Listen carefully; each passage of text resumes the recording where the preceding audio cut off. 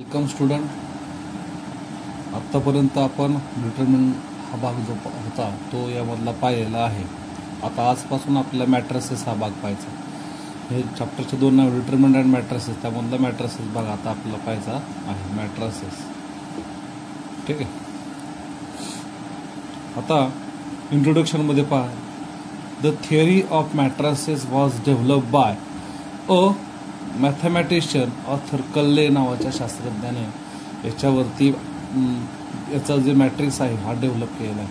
Matrix are useful in expression numerical information in a compact form. म्हणजे मॅट्रिक्सच्या माध्यमातून आपण एखाद्या न्यूमरिकल जो कन्सेप्ट आहे तो आपण काय करू शकतो, सहजरित्या कॉम्पॅक्ट फॉर्ममध्ये आपण त्याचं उत्तर तयार करू शकतो. आता it is use in economics, त्यानंतर स्टॅटिस्टिक्स अँड कॉम्प्युटर सायन्स याच्यामध्ये याचा जास्तीत जास्त वापर केलेला आहे. ठीक आहे. आता आपल्याला याच्या डेफिनेशन बाबत विचार करायचा. डेफिनेशन, ठीक आहे. अ rectangular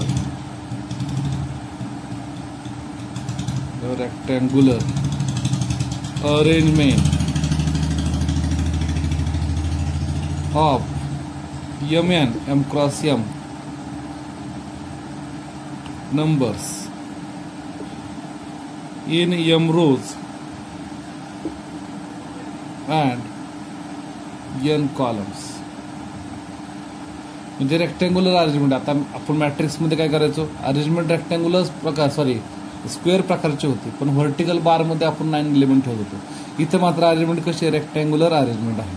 M cross N, number of M rows and number of N columns enclosed in square bracket और only bracket open bracket is called a matrix. ठीक आहे. Of order m by n. मग ह्याला काय म्हणायचं, of order m by n असं आपण या ठिकाणी म्हटलेलं आहे. ठीक आहे. आता पुढचा महत्वाचा मुद्दा आहे, matrix by itself matrix by itself does not have a value. मॅट्रिक्सला कोणत्या प्रकारची व्हॅल्यू या ठिकाणी नाही. और एनी स्पेसियल मिनिंग. मॅट्रिक्सला कोणत्या प्रकारचे, जसं डिटरमिनंटला स्पेसिफिक व्हॅल्यू असते तशी याला व्हॅल्यू अजिबात आपल्याला म्हणजे व्हॅल्यू काढता येत नाही. ठीक आहे. आता the order of the matrix, जे मॅट्रिक्स आहे त्याची जी ऑर्डर आहे E denoted by m cross n. म्हणजे m रोज असणार आणि m बाय m म्हणलं तरी चालत. m रोज, याच्यामध्ये m काय रिप्रेझेंट करतं, रोज, आणि n रिप्रेझेंट करतं कॉलम. नंबर ऑफ कॉलम आणि नंबर ऑफ रोज काउंट केलं की रोज इन टू कॉलम असं त्याचा ऑर्डर त्या ठिकाणी आपल्याला लिहिता येऊ शकते. त्यानंतर याच्यातला महत्वाचा मुद्दा कोणता आहे, each member of the matrix is called an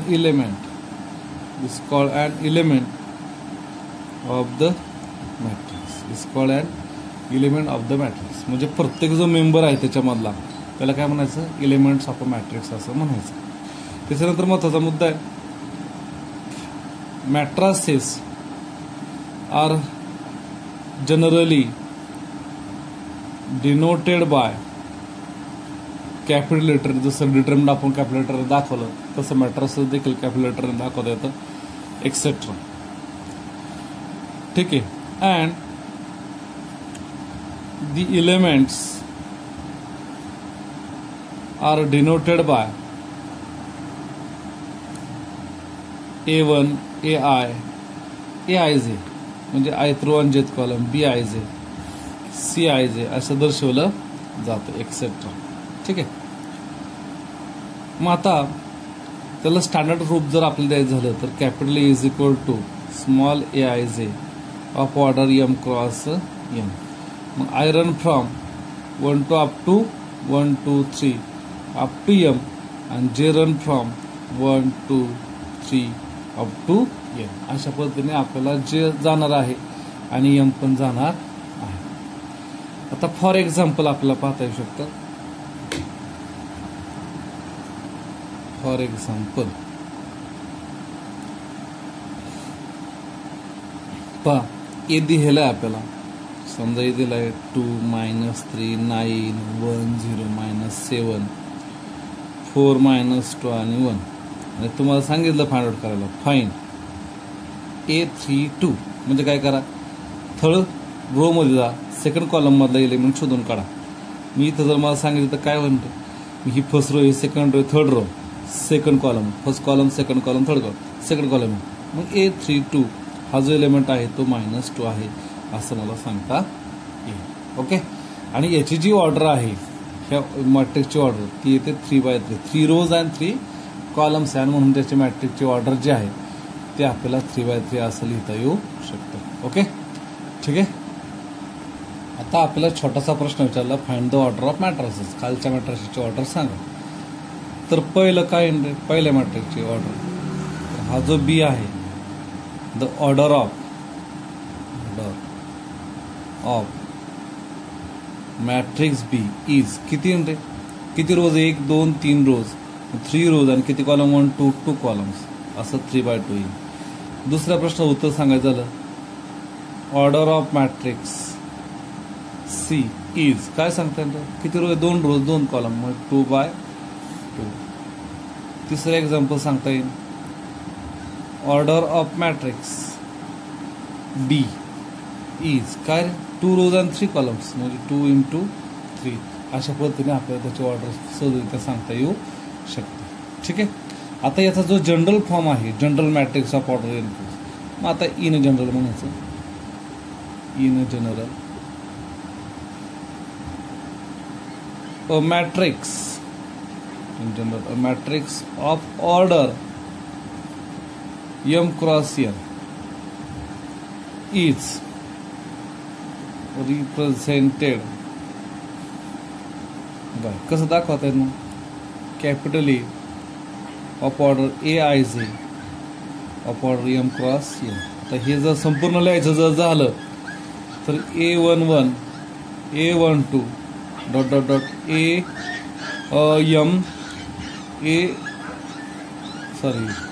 इथं आता काय आपल्या लक्षात येईल, 1N असं सांगता येऊ शकतं. ओके. म्हणजे याची ऑर्डर किती येईल, हे फर्स्ट रो आहे, सगळीकडे 1, 1, 1 असणार आणि शेवटी किती कॉलमपर्यंत आपल्याला जायचं तर N कॉलमपर्यंत जायचं. तर तशा पद्धतीने आपल्याचा विचार करता येईल. आता second row first column, second row second column, second row N column, कॉलमची संख्या आपली किती येते, N आहे. असं करत करत M रोज होतील, M फर्स्ट कॉलम, M रोज सेकंड कॉलम आणि M रोज N कॉलम. म्हणजे अशा पद्धतीने आपल्याला ही संपूर्ण रचना M क्रॉस N अशी करता येऊ शकते. मग याची ऑर्डर आपल्याला किती सांगता येईल, M क्रॉस N आहे. ठीक आहे. Here AIJ is equal to an element of ith row and jth column. ith rows and jth column मधून आपल्याला या ठिकाणी सांगता येऊ शकतं. आता एखादं एक्झाम्पल आपण या ठिकाणी सहजरित्या पाहू शकतो. फॉर एक्झाम्पल म्हणा, for example matrix A can be written as 2, -3, 9, then 1, 0, -7, 4, -2, 1. याला आपण असं लिहू शकतो, A11 A12 A13 A21 A22, A23, A31, A32, A33 आणि मग तुम्हाला मी प्रत्येक एलिमेंटची किंमत सांगू शकतो. हे करस्पॉन्डिंग दोन्ही मॅट्रिक्स सेम आहेत. A11 ची किंमत किती आली तर 2 आली. A12 ची किंमत किती आली -3 आली. A13 ची किंमत म्हणजे करस्पॉन्डिंग एलिमेंट्स तर ते 9 येते. A21 ची किंमत सांगितली तर ते 1 येते. A22 ची किंमत सांगितली तर ते 0 येते. इथं येते त्याची व्हॅल्यू. A23 म्हणजे काय सेकंड व थर्ड कॉलम मधले व्हॅल्यू येते त्याची व्हॅल्यू -7. त्यानंतर A31 म्हणजे हा एलिमेंट आहे बघा थर्ड रो फर्स्ट कॉलम याची किंमत आहे 4. A32 इथं आली -2. A33 त्याची किंमत येते 1. म्हणजे अशा पद्धतीने त्याची किंमत आपल्याला सहजरित्या सांगता येऊ शकते. त्याची पोझिशन व्हॅल्यू आपण सांगता येऊ शकते. ठीक आहे. ओके. आता आपल्याला शिकायचं टाइप्स ऑफ मॅट्रिसेस. त्यातला पहिला मॅट्रिक्सचा प्रकार जो आहे तो आहे रो मॅट्रिक्स. रो मॅट्रिक्स म्हणजे काय matrix having only one row त्याला रो मॅट्रिक्स म्हणायचं. लिहायचं matrix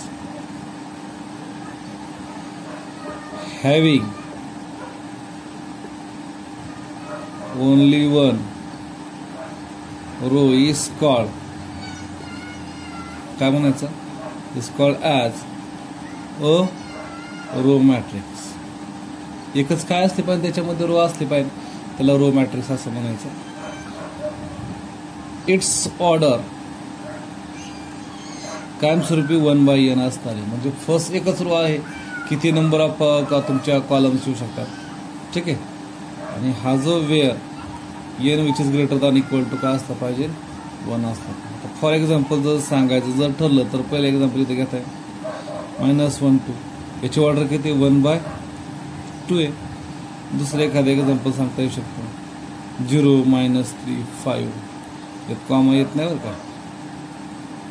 I can't return comma here. याची ऑर्डर किती 1/3 म्हणजे अशा पद्धतीने आपल्याला किंवा ह्याचे कॉमा लिहूच नको आपण ते ड्रॉप करून टाकू. कॉमा लिहायचा नसतो. 0 -3 5 याची मॅट्रिक्सची ऑर्डर किती 1/3 आहे. म्हणजे अशा पद्धतीने 3 कॉलम्स येतात 1 रो येते. मग त्याला काय अशा रोला सिंगल रो असते त्याला काय म्हणायचं रो मॅट्रिक्स या ठिकाणी म्हणलं पाहिजे. ओके. पुढचा प्रकार पाहायचा आपल्याला कॉलम मॅट्रिक्स. ठीक आहे. कॉलम आता जसं आपण रो पाहिलं ओनली 1 रो असेल तसं ओनली 1 कॉलम असेल तर त्याला काय म्हणायचं कॉलम मॅट्रिक्स. बघा the matrix having only 1 column is called column matrix. It's order किती असणार m/e म्हणजे एकच काय असणार कॉलम आहे. म्हणजे ही जी कॉलमची संख्या उभी रेषा फक्त एकच असणार आहे. आडव्या किती ओळी येऊ शकतात. मग आता बघा आडव्या 2 ओळी तर 2/1 3 ओळी तर 3/1 याला एकच कॉलम दिसतोय आणि म्हणून त्याला काय म्हणायचं कॉलम मॅट्रिक्स असं आपल्याला म्हणता येईल. ओके. आता इथे एक नोट महत्वाची आहे. आता सिंगल एलिमेंट वाला असेल समजा सिंगल एलिमेंट आहे single element matrix is row matrix. हा कसा आहे सिंगल एलिमेंट याला रो मॅट्रिक्स पण म्हणता येईल ॲज वेल ॲज याला कॉलम मॅट्रिक्स देखील म्हणतात as well as column matrix. आपण स्पेसिफिक सांगू शकत नाही रो या कॉलम एकच एलिमेंट आहे त्याच्यामध्ये. ठीक आहे. असं आपल्याला कॉलम मॅट्रिक्स रो मॅट्रिक्स फक्त सिंगलला दोघांना म्हणता येईल. म्हणजे आता समजा ऑफ ऑर्डर समजा एलिमेंट 5 1/1 याला तुम्ही कॉलम मॅट्रिक्स पण म्हणू शकता आणि रो मॅट्रिक्स देखील म्हणू शकता. ठीक आहे. पुढचा प्रकार आपल्याला पाहायचा झिरो ऑर नल मॅट्रिक्स. आता आपण 2 प्रकार पाहिले. एक पाहिला कॉलम मॅट्रिक्स आहे रो मॅट्रिक्स पाहिला. आता तिसरा प्रकार आपण पाहतो याच्यामध्ये तर zero or null matrix. The matrix in which every element is zero. ज्या मॅट्रिक्सचा प्रत्येक एलिमेंट काय असतो 0. प्रत्येक एलिमेंट बघा 1 2 3 4 5 6 7 हे 9 एलिमेंट आहेत. 9च्या 9 झिरो आहेत. इथे 6 एलिमेंट आहे सगळेचे सगळे झिरो आहेत. सगळे झिरो एलिमेंट्स असतील is called zero matrix or null matrix असं म्हणलं पाहिजे. आता it is generated by letter O. आता हे झिरो दाखवलं नाही कशाने दाखवलेलं आहे ओनी दाखवलेलं आहे. ठीक आहे. किंवा आपण त्याला झिरो म्हणलं तरी चालेल काय अडचण नाही. मोठा झिरो आहे फक्त थोडा ओ आणि मोठ्या झिरोमध्ये फरक आहे.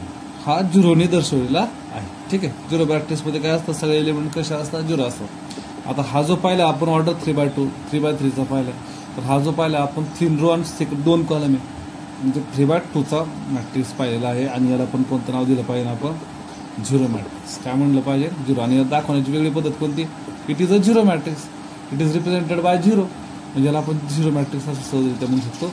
In which every element of this matrix become a zero, आणि hence it is called a zero matrix. ठीक आहे.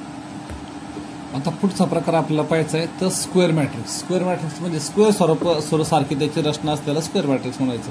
म्हणजे आता स्क्वेअर सारखे असण्यासाठी काय लागणार आपल्याला, number of rows and number of column equal लागते. बघा, matrix with equal number of rows and column. ज्या मॅट्रिक्समध्ये equal number of rows and column असतात, म्हणजे 3/3, 2/2, 1/1. तर तिसरं एक्झाम्पल आपलं इथं 1 पण घेता येऊ शकतं, सिंगलटन 1/1. याला रो म्हणला, कॉलम म्हणा, आता स्क्वेअर मॅट्रिक्स म्हणलं तरी चालत.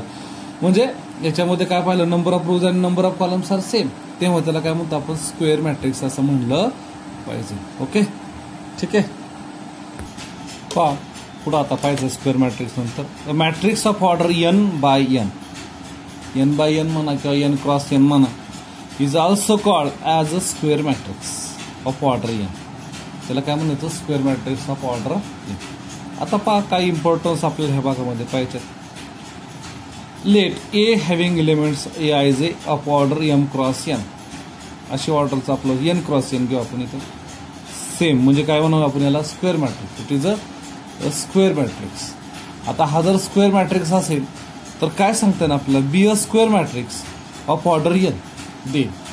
आता याच्यामध्ये काय गोष्टी आपल्याला पाहणं गरजेचे आहे. हे जर स्क्वेअर मॅट्रिक्स असेल ऑफ ऑर्डर nची, तर काय काय गोष्टी आपण याच्यामध्ये पाहणार आहोत. पहा, elements a11, a22, a33, ann are called the diagonal elements of a matrix.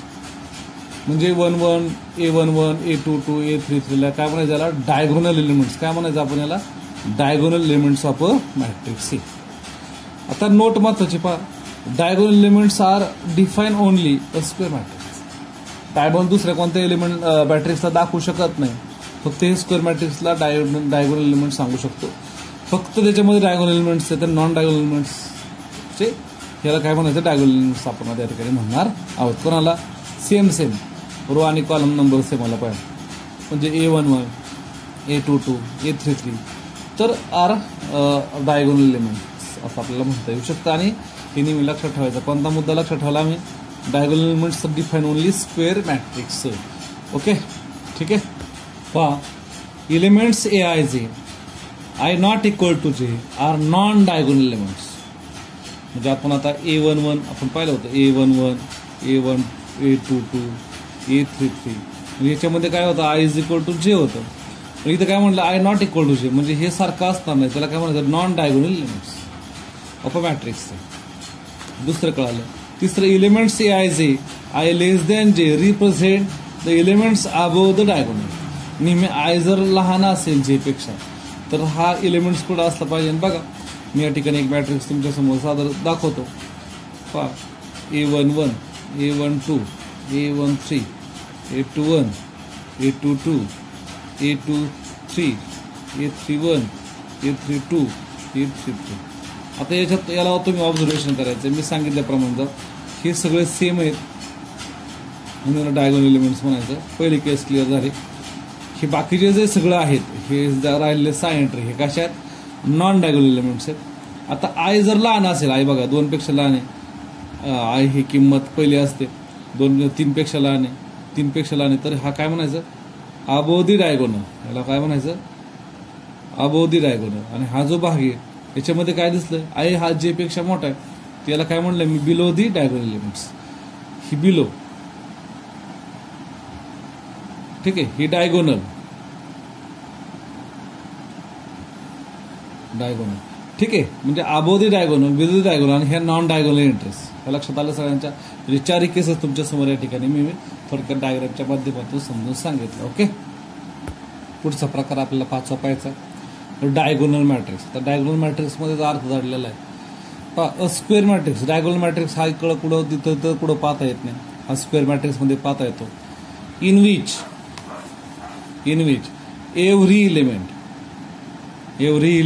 Every non diagonal elements are 0. फक्त डायगोनल एलिमेंट्स कधी म्हणायचं की नॉन डायगोनल एलिमेंट जर 0 असेल तर म्हणता येईल.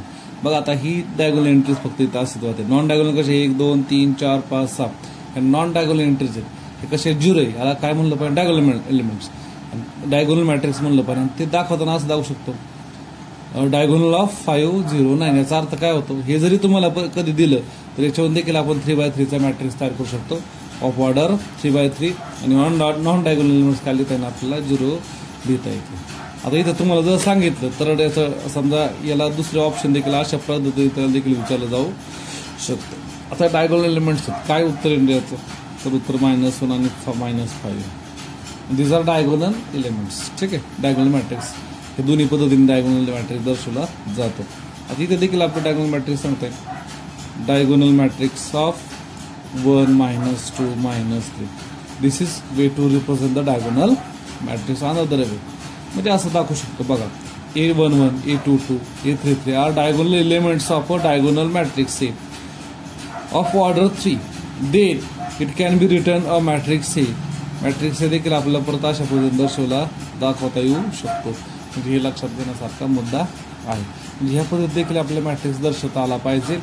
दिस is way to represent the diagonal matrix. Okay, ठीक आहे.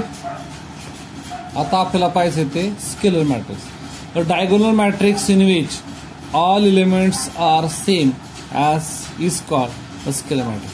म्हणजे सगळे डायगोनल मॅट्रिक्स हा पहिला कसा असावा, स्केलर मॅट्रिक्स डायगोनल मॅट्रिक्स कसा असावा, परत diagonal matrix is a square matrix. म्हणजे हे लक्षात ठेवायचं. म्हणजे scalar matrix is always square matrix. आणि तो डायगोनल मॅट्रिक्स असा म्हणजे नॉन डायगोनल एलिमेंट्स 0 असले पाहिजे म्हणून डायगोनल मॅट्रिक्स. मग तो diagonal matrix all elements of a diagonal are same.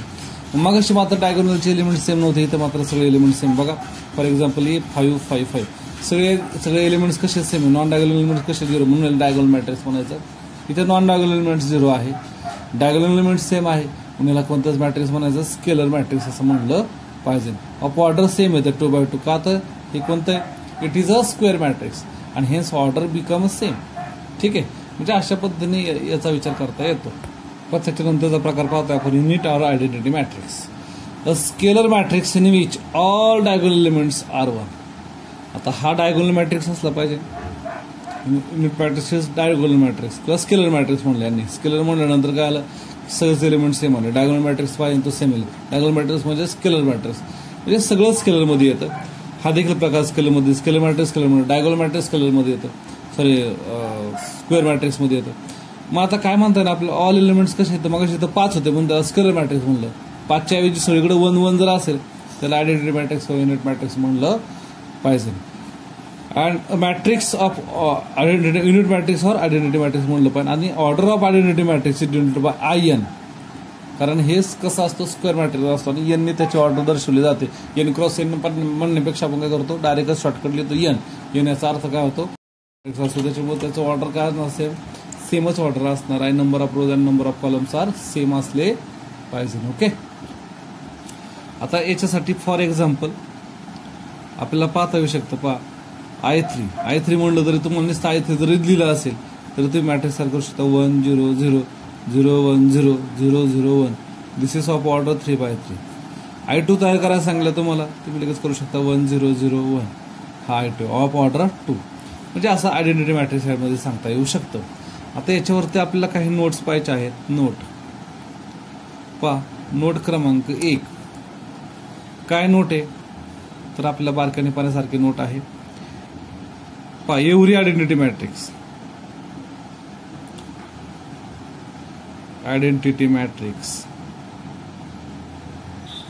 Is a scalar matrix.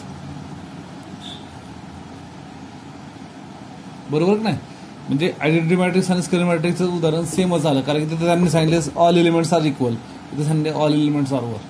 सेमच आहे scalar matrix. But every scalar matrix need not be identity matrix. ठीक आहे, आता अजून याच्यामध्ये असं सांगता येईल, अ scalar matrix multiple of is a scalar matrix is scalar multiple of the identity matrix. Correct आहे, आयडेंटिटी मॅट्रिक्स हे बरोबर आहे. म्हणजे स्केलर मॅट्रिक्स हा कसा, समजा फॉर एक्झाम्पल मी सांगितलं तुम्हाला, आपला स्केलर मॅट्रिक्स असा आहे 5 0 0 0 5 0 0 0 5. तर हे आपण असं लिहू शकतो 5 टाइम्स 1 0 0 0 1 0 0 0 1. म्हणजे प्रत्येक एलिमेंटला 5 ने गुणायचं असा त्याचा अर्थ होतो. आणि मग आपण या ठिकाणी पाहिली तर 5 5 5 तर तिथं 1 1 1. मग हा काय scalar multiple of identity matrix. ठीक आहे, म्हणजे स्केलर मॅट्रिक्सचं काय असलं पाहिजे, scalar multiple of identity matrix. त्यानंतर आपल्याला दुसरी इम्पॉर्टंट नोट याच्यामध्ये पाहता येऊ शकते. पहा,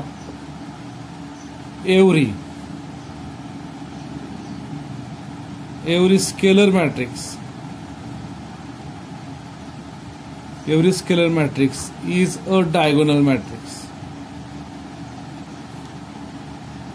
Every scalar matrix is a diagonal matrix. But every diagonal